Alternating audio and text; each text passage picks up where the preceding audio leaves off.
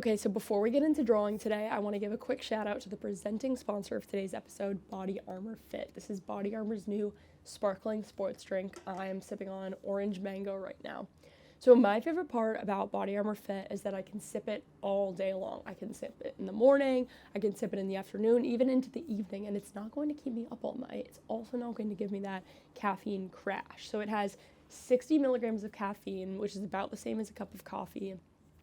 It has 290 milligrams of electrolytes, so it's hydrating. It also supports your metabolism, and it has 0 sugar. So what's not to love? Try the new BODYARMOR Fit sparkling sports drink today. Chris, thank you so much for coming on Drawn Together. Oona, thank you. This is a long time coming, I feel like. Very excited. I'm a little disappointed that I can't make fun of you for not having me on anymore. It's been fun to tease you about that. I know. Nate complained way more than you did, which is the sole reason I had him on way before I had you on. You, would complain once. And then I'd be like, fuck, I gotta have him on. Yes. And then enough time would go by where you wouldn't complain. Right. I'd forget, and you'd complain again. So much to talk about. The first thing is that we're gonna be drawing you. Okay. Self-portrait. We're gonna be drawing you in your signature squat. Can you demonstrate? Asking a lot here. No, it's not that. You're wrong. You have to have the knees together. Knees together. Feet together or just knees? Feet and knees together, butt off the ground. Yeah, easy. So we're gonna be drawing you in your signature squat. Okay. Say you just saw a movie. Okay. Okay, because that's what you do. That is what I do. That's your thing. When did you start the squatting? I was squatting like that since I can remember. I remember Saturday morning cartoons. Yeah. I would just sit like that, and my mom thought it was pretty funny that I was sitting like that. And it was odd, but it was something I just did naturally. Was she worried about you? I'm sure for other reasons, but not the squatting. How were you as a child? So I could read really young. I could read when I was 2.5. Is that young? Yes. Okay. And they wanted me to skip a bunch of grades. In kindergarten, they're like, we got to put him in 3rd grade. And my mother. In kindergarten, they wanted you in 3rd grade? Because I could read really well. But I couldn't do anything else well. I could simply, all I could do is read. Squat and read. I was barely ready socially to be in kindergarten, much less 3rd grade. It would have eaten me alive. My mom said, I'm going to put him in private school unless you were willing to keep him in kindergarten. They said, we will not keep him in kindergarten. He's going to be too bored. It's going to be a disruption. They were like, we will not keep him They will not. Here. He's too smart. And I was, but I had no other, it wasn't like I was great at math or anything. I just couldn't read. Seems like they were not. Seems like that was dumb of them. This was in Long Island, New York, in Deer Park, New York. And I went to private school until I was in 3rd grade. And I went to 3rd grade, and by then all the other kids could read. I was, maybe a little bit more advanced reading. But you weren't special anymore for that age. No, I probably peaked at 2.5. Oh my God. How did you get hired at Barstool? I was a salesperson. Is that funny?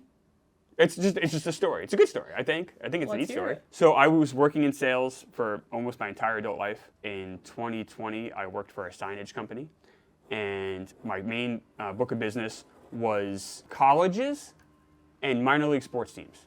Well, COVID happened, and both colleges and minor league sports teams didn't need signs anymore. Right. So I got laid off, and I told my wife I really want to try this podcasting. I got this time, let's try this. And then I was a huge fan of the Kirk Minahan show.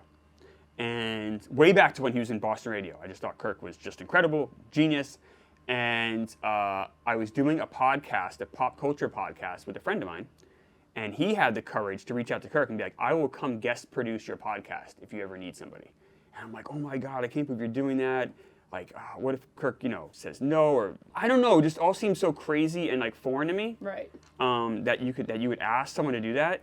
But sure enough, Kirk's producer reached out and was like, yeah, that would actually be a big help. Oh, by the way, I'm the worst artist of all time. By the way, my drawing's going incredible. I'm gonna be the worst artist you've ever had here. Okay. That producer went on and did a guest producing on Kirk's show, and played a clip of the show that we did together, and Kirk heard my voice. Kirk heard it, and then ended up having me in studio a few months later. Oh my God, were you pooping and peeing your pants? Oh my God, I was terrified. The first episode, it's still up there. I barely talked the first 25 minutes. He ended up having on Dave's dad, Mr. Portnoy, who's awesome. Mr. Portnoy sent me a very nice email when I just started here. I was I don't know, it was 2 or 3 months in. I was really just kind of felt lost and just didn't really know what I was doing here. Mm-hmm. He's like, I really like what you bring to the table, basically. I like what you do. You have a fun, odd sense about you, something like that. And it was really just a nice email out of nowhere, and just a little act of kindness that meant a big deal to me. Yeah, that's sweet. But yeah, so Kirk was talking to Dave's dad. I barely talked the first half hour. I was so nervous. I couldn't believe I was sitting there with Kirk. I remember a couple times I would just break out laughing during the recording. Because I'm like, I can't believe I'm here. I'm on the podcast with my favorite podcaster. Something about Kirk. I did the show. Kirk thought it was okay. He had me back in like 4 or 5 months later because Jared Carrabis, baseball season happened, and Carrabis was basically like the weekly guest he'd have on. And then when Jared was busy with baseball, Kirk had me on, and I was on every week for like a year. And then Kirk got me a spot on Barstool Idol. Did Barstool Idol. I got knocked out the second day, finished in 8th place. Went back to my wife, who's in a hotel here in the city. I started crying. I'm like, I guess I'm just done with content. Like, this is over. Like, I had my shot, didn't work out. Gonna go back and get a real job. You know, I hadn't been working in like a year and a half, almost 2 years. I'm like, I think it's time to just get a real job. Like, this is done. The second I said that, Dave Portnoy put out a tweet saying, I like this Chris Klemmer guy. And then we negotiated for a couple weeks. I kept pitching Dave ideas. When I mean negotiating, what it was, I would just send Dave like 5 ideas every day. Like, what if we did this? And what if we did this? And then finally... How many of those ideas were materialized? A few of them. And then finally Dave, right before July 4th, was like, Erica's going to give you a call. And that was on a Monday. And then Tuesday morning, I jumped on a bus and made my way from New Hampshire to New York. What year was that? 2022. Wow, okay. So that wasn't actually that long ago. No, I haven't been here that long. I've only been here. I've been here 4 years. When you compare to how long some other people have been here for. Is it true that everyone from your season of Barstool Idol got hired? Not everyone. It was me. There were like say 16 people maybe to start, and 5 of us got jobs. Me, Nadu, Danny Jackal, Caroline, and John Rich. Speaking of Nadu, what's that guy's deal? So I like Jeff. He's doing this show with Rico. He's not doing the show with Rico. He wants more money. What's going on? Not like Jeff and I are best friends, but we did Barstool Idol together. He was. Well, I know you're not best friends because you weren't in Lancaster for his birthday. That's true, but he's always been like good to me. So like I've always gotten along with Jeff. I don't know why sometimes he'll like say he's doing something, he's gonna do something, and then like not do it. I don't really know what it's about. It seems crazy to me because if you do the math, what were they saying? It was $60,000, right? For one podcast. For one podcast a week, right? And they were gonna do like 32 episodes, I guess. That's $2,000 an hour. You know what I mean? If each podcast is an hour, say. Yeah. So you're walking away from $2,000 an hour. I don't understand. I don't understand why he would do that. Yeah. I don't know. I haven't talked to him about that. I was bummed out because I like Jeff. I was bummed out he didn't come to the office more when he was here.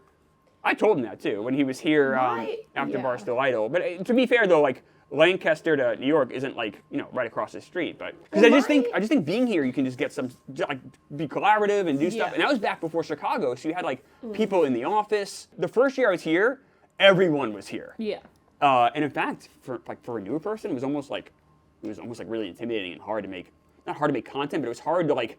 It was so busy and there was so many people here that were like doing just incredible projects. Yeah. I felt, and it's probably my own issue. I was getting lost like in the shuffle. How did it affect your relationship when Rico left what is now Sports Central? Not really. It didn't affect your relationship? It affected the relationship? Not really. Like I was annoyed. I was annoyed. I told him that. I was like, what the fuck, man? Like that sucks. But like, did it affect our relationship? I would say no. Okay. I told him, I'm like, I don't like how you did this. There's a better way to do this. I told him on the phone. We talked for he called me. We talked for like an hour. Right. I remember to that Sunday after that happened. I'm like, why didn't you just dial back slowly? You didn't have to make a big announcement about it. We would have covered for you, and maybe you come in like once or twice a week. That way you're still in the show. We don't have to. If you have other commitments, you can do that. There was a way we could have handled this in a better way, and you instead chose kind of this like harder than it needed to be way. You're having a kid soon. I am. Are you excited? So excited. It's due like pretty soon, right? Oh my gosh, September 6th. September 6th. I am so excited. Yep, a little boy. It's so weird, like right now, like you know your whole life's gonna change in like 6 weeks. But you just like can't imagine how. You can't imagine how, and you can get as prepared as you can be. Like we have the stuff. We just took a class. We're taking another class. Like you can try and read. Yeah, you've been in classes. We read books. Like we're on apps and stuff. But apps. There's apps, all sorts of apps. Like here's how big your baby is now, and like cool stuff like that. But like you can get as prepared as you want to be. You're never gonna be. You're never gonna know. Prepared, yeah. And it's so weird. It's almost like this hurry up and wait. We're so excited. Yeah. So it's very strange. I know you've had a name picked out for a while. Mm-hmm. What if the baby comes out and it's like that's just not his vibe? Yeah, I don't know. Like, would you Like, are you so set on it, or are you like, that's just not his vibe? Pretty set on it. What if he comes out and it's just, he's not a Larry? I don't know. A lot of stuff I don't know. Who have you been asking for advice? So Roan, I've been talking to anybody who's a dad here in the office. I love talking to about that kind of There's stuff. a lot of dads. There's a lot of dads here. Like Kevin and Rico and Roan's great because Roan's kids just turned 1. It's almost like though, like whatever advice he has for you, he has to give you like half of it. That's right. You know I what can't I mean? imagine like two. Yeah. That sounds. But yeah, we're having our one. We're so excited. But yeah, no, Yeah. I can't wait. Like very excited. It's so cool for me too. Like I'm having this kid pretty late for a first kid. But it's like I get to have this like cool like later life adventure. It's kind of cool. Yeah. Tell me about this new show. That Yeah. You may or may not be starting. May or may not be starting. So I reached out to Dave about this show. And, How many times now? Twice. It's going to be a show, think like Barstool Radio meets The Rundown, meets like Friday Night Pints, some of the Yak throw it in, so not reinventing the wheel at all, but just a show just to talk about what's going on in the New York office. So it'd be me, 4 rotating guests, and talk about different things going on. I have talked to a ton of people here in the office, and I think I got some good advice, which is like doing it 5 days a week to start is madness. People very nicely told me that. A number of people, everyone from Kevin to Roan to Marty to a bunch of people in production. People like. So everyone said don't do it. Everyone said don't do 5 days a week. So I'm like, all right, you know what? I'm a crazy person. I get very enthusiastic about ideas. Yeah. Like I should probably take that under advisement. So I think if we get approved, we probably start doing 2 days a week. But I think it's just a place to talk about what's going on in the New York office. Like 2 days a week. 2 days a week Okay. to start. And then if it gets good, you can go to 3 days a week and 4 days a Yeah. week. You can always, everyone said it, you can always grow, you can't shrink. Do a show where you just talking about what people were working on, if there's any drama going on in the office, bring on those people to hopefully hash it out. If there's anything kind of going on like in the world, like topical stuff, but hopefully kind of like inside Barstool stuff. There's just a lot of places where New York stuff would get brought up that just don't exist anymore. Yeah. And luckily we have Roan.com and you have Out and About, but that's pretty much, I think there's still a vacuum. I think there's still stuff. And also, we could talk about something on our show that maybe then you can talk about on Roan.com or Out and About. Like, I feel like it always kind of feeds itself. Yeah. If it doesn't work, it doesn't work. Okay, fine. The alternative is nothing. So if the alternative is nothing, why not do something? You might as well try stuff. Yes! Yeah. Why do you have to have Dave say, yeah, do that? Because I feel like a Yeah. lot of the time people start shows here and not that they're trying to go around Dave's back. I think Dave's like, I don't give a fuck. Right. Do what you want to do and then we'll see what happens. Why do you have to wait? Yeah, that's a good question. I enjoyed talking about this stuff because I think it's really interesting. And I would think it's I don't know if interesting. anyone cares, but I think it's interesting. I think this stuff, so this is the kind of stuff I love hearing Yeah. about I love hearing kind of inside baseball stuff. How it works here, if you have a show, you present it to Booze and Jake Bass here, okay? And you're like, hey, I want to do this show. And I did this with Rat Race, I did this with Chat Eliminator, I did this with like everything, a lot of stuff I've done that's going to be more than just me. When I was doing like my New Hampshire Granite, I just did it because it's just me. There's no lift. I can really plug it in and go. But if I need camera guys or any guys in the tech room or Rat Race, obviously you need even the first Rat Race, I needed some extra resources. You then need to go to those guys. So I go to those guys. I'll write like a one sheet. So kind of like, hey, here's the basic idea. Here's who would be involved. Here's kind of what it is. Here's when it would run. Kind of just a basic, almost like a syllabus you get in college, like something just kind of a basic idea of it. Present to them. Like, here's what I want to do. And they're like, okay, great. They almost always are like positive, and they want to make your project succeed, which is really cool here. Yeah. They'd be like, hey, if we do it this way, you'd save resources. You do it this way. So it's like, okay, cool.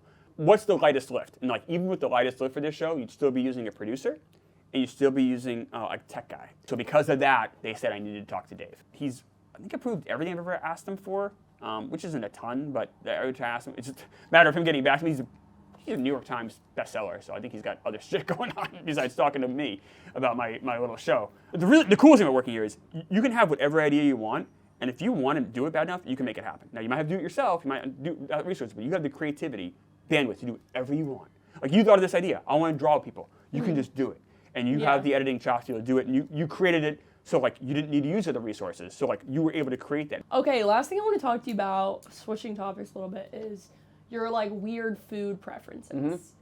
Can you just explain what I'm talking about? Yeah, so the thing I like least about myself, to be honest with you. Sorry about that. No, it's fine. It doesn't mean I can't talk about it. It's just so annoying. I'm just a really picky eater. Like, I don't eat fish. I don't eat. You don't eat any fish? Mm-mm. And like, there's a bunch. So I won't eat food inside of food either. Like, I won't eat. That's my favorite. Like tortellinis are like my worst nightmare. The worst thing in my life, like the worst anxiety I got from the food stuff was when I was a kid. You'd go over someone's house and the mom makes dinner. That is brutal. And you're like, I won't eat this. I can't eat this. It's gross to me. And you don't want to be rude. So you have to like kind of like play with it on your plate and like pretend like you're eating it. Yeah. And like you'd feel horrible. Meanwhile, my little sister, she's 7.5 years younger than me. We had the dinner table. She'd eat whatever. So she'd like eat like, and my father would be like, what? You know, I'm 12. I'm 12. She's 5. She eat whatever. And you really can't eat. Like, what's wrong with you? And I'm like, I don't know. Okay, last question. How do we get Kirk on Drawn Together? I guess Didn't honestly, love that response. I would ask him when he's here. Like next. But when was the last time he was here? He hasn't been here in a while. I've never listened. I would have asked him. I'll say this. I tell him all the time. I say, come back. I say, you can come Roosevelt Island. I'll buy you dinner. He says that's like the last place he ever wants to go. So Roosevelt Island? I think he's. Does he like you? I think so. I hope so. I like him. No, we do. I mean, we do a show together. We're doing a movie show together. A new movie show. Oh, really? Yeah. Okay, so he might like you a little bit. When's that starting? It's gonna be more like deep dives into things. So we're doing some research now on it. Okay, how's your drawing? It's awful. I suck at drawing. Okay, ready to reveal? Yeah. Okay, 1, 2, 3. What the? So this is a movie theater, and these are like the Walk of Fame stars. You know you have a beard, right? Yeah. I did the best I could. Yours is very nice. Mine's pretty good. Yours is great. Why, you're sitting outside on the Hollywood Walk of Fame. Well, I'm doing my movie review. No, I know. Okay, Klemmer, thank you so much for coming on. Thanks for having me.